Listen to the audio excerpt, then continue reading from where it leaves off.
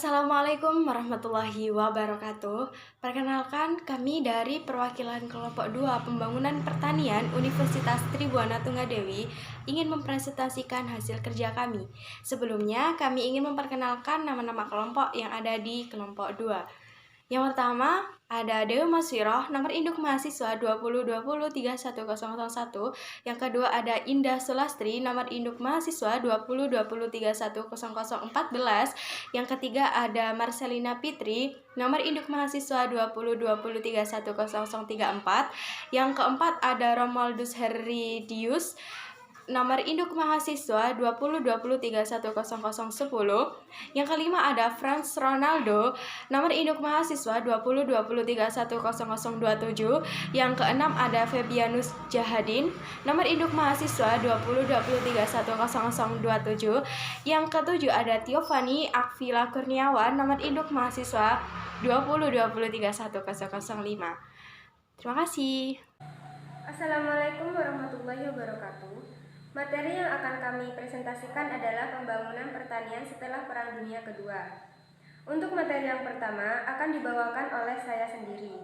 Perkenalkan, nama saya Indah Sulastri, NIM 2020310014. Di sini saya akan menjelaskan mengenai pembangunan pertanian setelah Perang Dunia Kedua. Terjadinya Perang Dunia Kedua, hampir semua kegiatan manusia tersita oleh perang. Hampir seluruh bangsa-bangsa di dunia terkena dampak akibat perang, termasuk kurang aktifnya kegiatan pertanian. Meskipun ada banyak dari mereka yang sama sekali tidak terlibat dalam perang. Setelah Perang Dunia Kedua, dunia pertanian marak ditandai dengan peningkatan produktivitas, penggunaan pupuk kimia, pestisida kimia, yang kemudian menyebabkan polusi air dan tanah. Kemudian ada teori dari Malthus bahwa pertumbuhan penduduk sebagai deret ukur atau eksponensial, sedangkan pertambahan pangan sebagai deret hitung. Sekian dari saya. Wassalamualaikum warahmatullahi wabarakatuh. Perkenalkan, nama lengkap saya Romualdus Heridius Sungongo, NIM 2020310010, Prodi Agribisnis. Di sini saya akan menjelaskan tentang teori Malthus. Teori Malthus adalah suatu turunnya aktivitas ekonomi lebih daripada sektor lancar tidaknya aktivitas ekonomi. Malthus juga berpendapat bahwa pertumbuhan penduduk adalah aktivitas dari proses pembangunan. Akan tetapi, pertumbuhan penduduk tidak bisa terjadi tanpa meningkatkan kesejahteraan yang seimbang atau sebanding. Malthus juga memiliki beberapa saran untuk meningkatkan pembangunan pertanian, diantaranya: 1. Pertumbuhan berimbang. Perekonomian dibagi menjadi dua, yaitu sektor pertanian dan industri. Teknologi kedua sektor tersebut akan berdampak pada sektor pembangunan ekonomi. 2. Meningkatkan permintaan efektif. Langkah-langkah meningkatkan permintaan efektif: 1. Pendistribusian kepemilikan tanah secara adil. 2. Memperluas perdagangan industri dan eksternal. 3. Meningkatkan konsumen tidak produktif. Dan 4. Meningkatkan kesempatan kerja melalui pekerja umum. Sekian dari saya. Perkenalkan, nama saya Fabianus Jahadin, NIM 2020310053. Di sini saya akan menjelaskan materi tentang revolusi hijau. Adalah masa ketika produktivitas pertanian global meningkat secara drastis sebagai akibat kemajuan pertanian. Dengan metode yang digunakan, multi-cropping, yang diterapkan pada saat revolusi hijau memang menghasilkan produktivitas yang lebih tinggi. Pada tahun 1984, pemerintah mengeluarkan program usaha tani yang diantaranya memilih bibit yang unggul, pemupukan secara teratur, irigasi yang baik dan cukup, pemberantasan hama yang secara intensif, dan teknik penanaman teratur.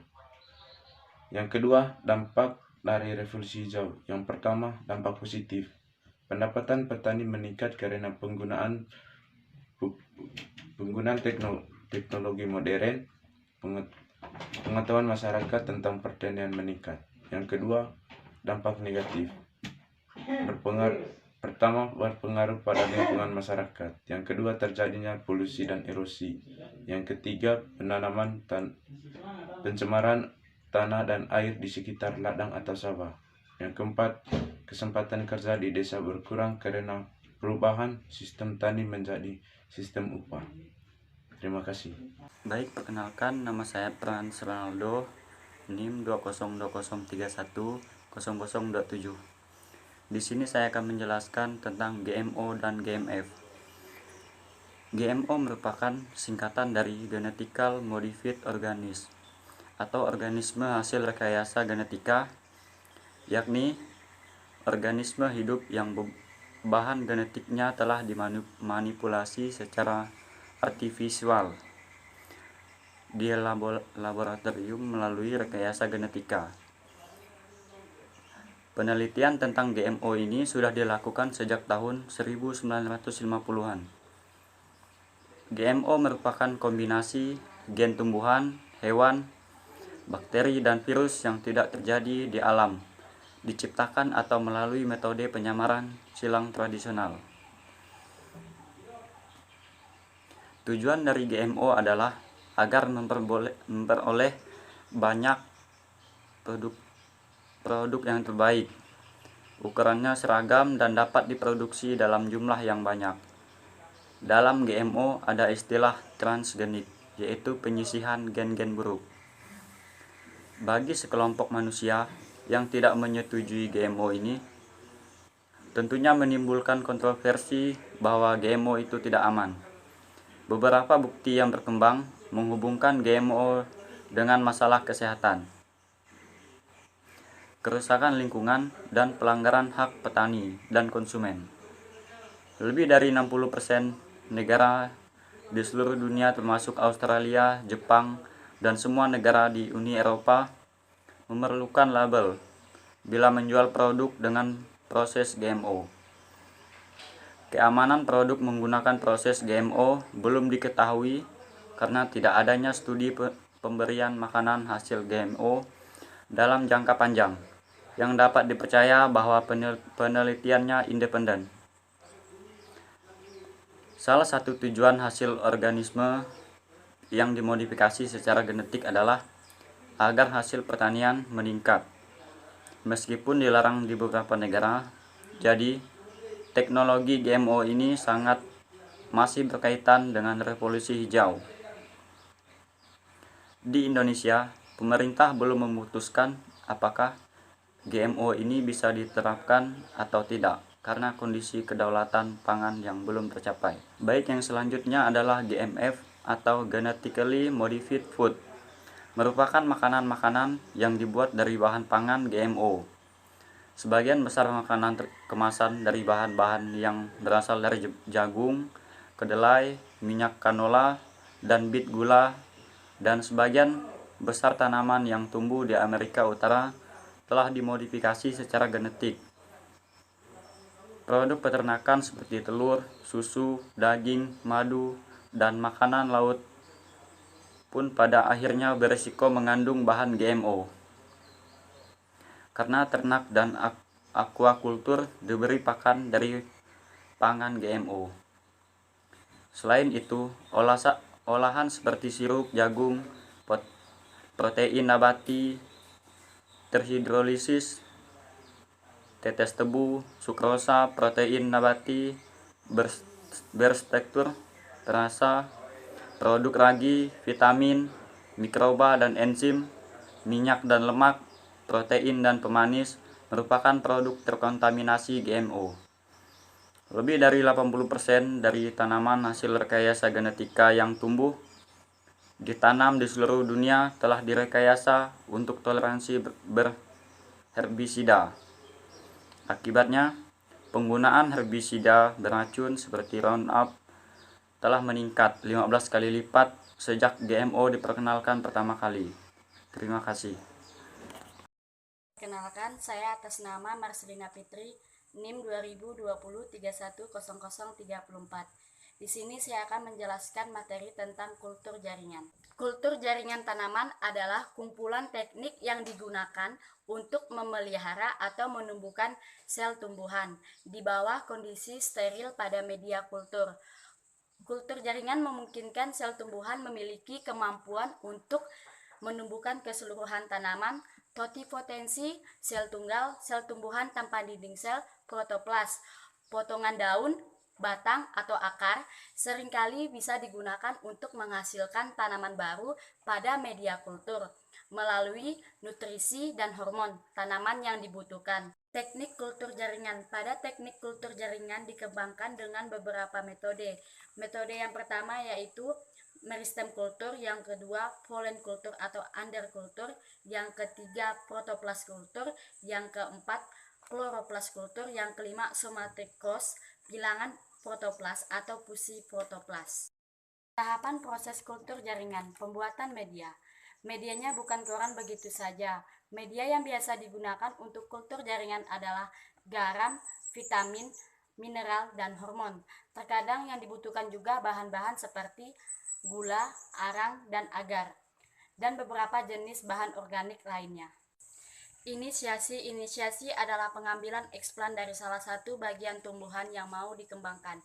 Eksplan yang diambil ini akan digunakan dalam proses kultur jaringan dan bersifat meristematis. Apa sih itu meristematis? Yang artinya sel-sel dalam eksplan aktif melakukan pembelahan. Itu yang dimaksud dengan meristematis. Multifikasi. Multifikasi adalah kegiatan perbanyakan tanaman.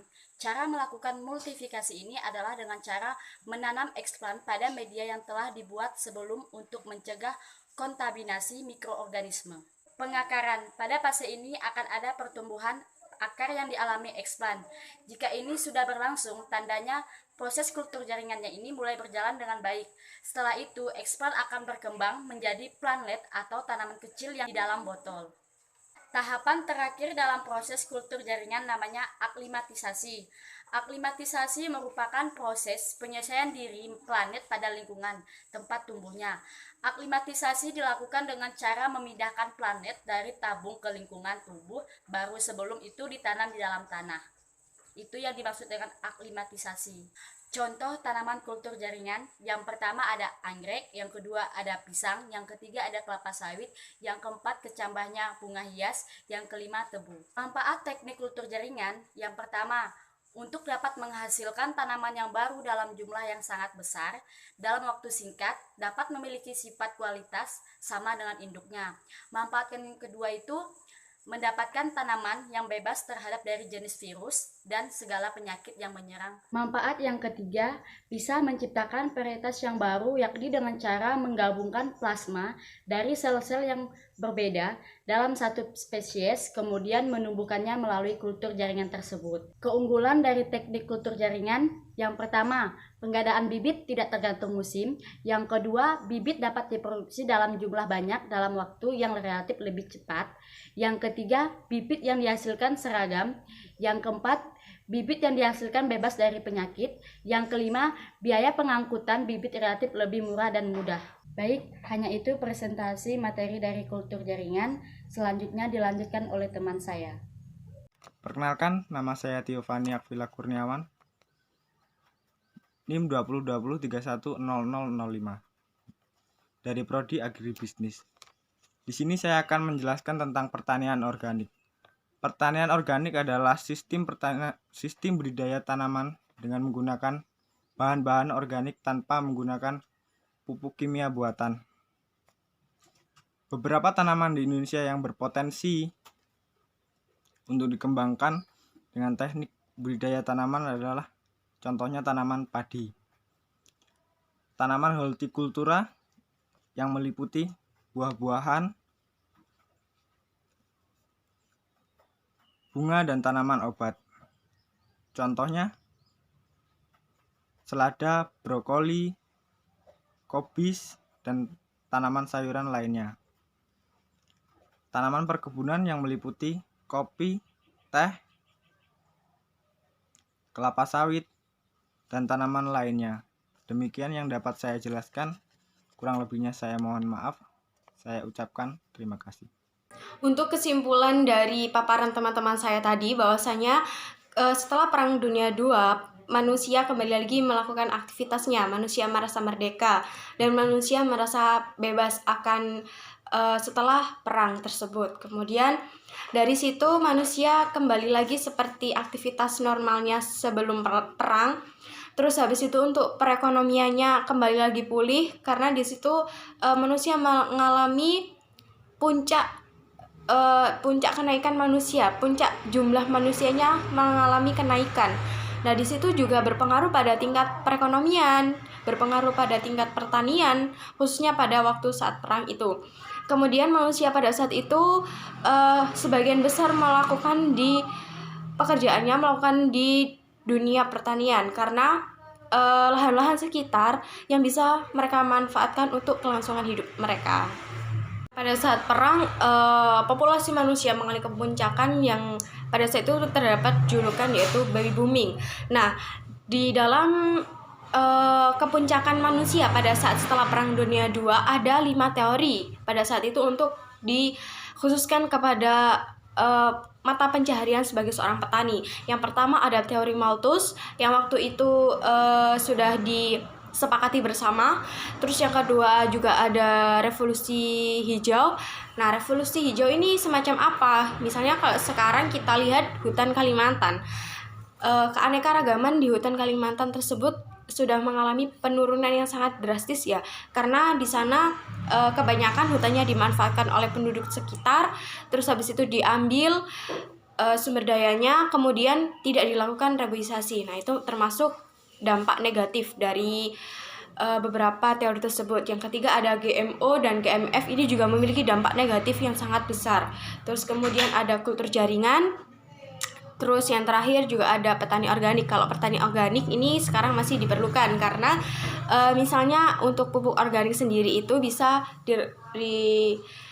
digunakan oleh petani sampai saat ini. Tetapi ada yang lebih canggih nih sekarang kayak pupuk yang bisa dipakai petani untuk lebih cepat panen. Nah, seperti itu.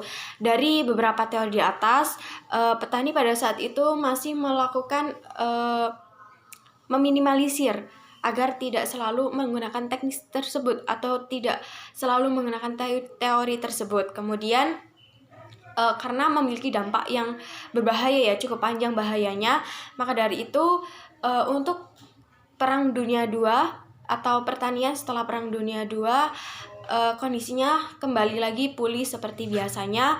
Terus kemudian pertanian, terus penduduknya juga kembali lagi seperti aktivitas sebiasanya. Kemudian untuk masyarakat sekitar, untuk petani sendiri mengalami kenaikan dengan beberapa teori yang ada pada saat itu. Terima kasih. Jadi itulah presentasi dari kelompok kami. Kurang lebihnya kami mohon maaf. Wassalamualaikum warahmatullahi wabarakatuh.